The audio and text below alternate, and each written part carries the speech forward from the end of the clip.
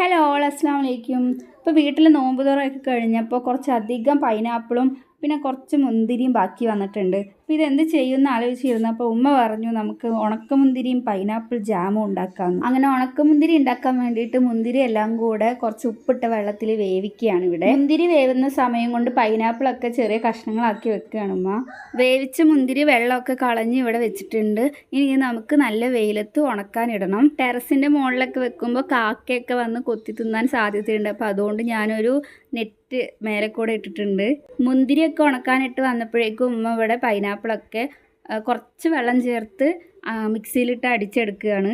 അങ്ങനെ അരച്ചെടുത്ത പൈനാപ്പിളൊക്കെ കുറച്ച് പഞ്ചസാരയും ലേശം നാരങ്ങാനീരും ചേർത്ത് അടുപ്പത്ത് വെച്ച് കുറുക്കി എടുത്താൽ നമ്മുടെ ജാം റെഡിയായി. ഇനി നമുക്ക് ഉണക്കമുന്തിരി എന്തായി നോക്കാം. ഇപ്പോൾ ഫസ്റ്റത്തെ ദിവസം ഉണക്കിയെടുത്തപ്പോൾ ഏകദേശം ഇത്രയും ഉണങ്ങി കിട്ടിയിട്ടുണ്ട്. ഈ കാണുന്നത് 3 ദിവസം ഉണക്കിയെടുത്ത മുന്തിരിയാണ്. അപ്പോൾ ഏകദേശം ഒരു 6 ദിവസം ആയപ്പോഴത്തേനും നമുക്ക് ആവശ്യമുള്ള അത്ര ഉണങ്ങി കിട്ടിയിട്ടുണ്ട് മുന്തിരി. അപ്പോൾ ഇനി നമുക്കിത് പായസത്തിനും നെയ്ച്ചോറൊക്കെ ഉണ്ടാക്കുമ്പോഴൊക്കെ ഉപയോഗിക്കാം.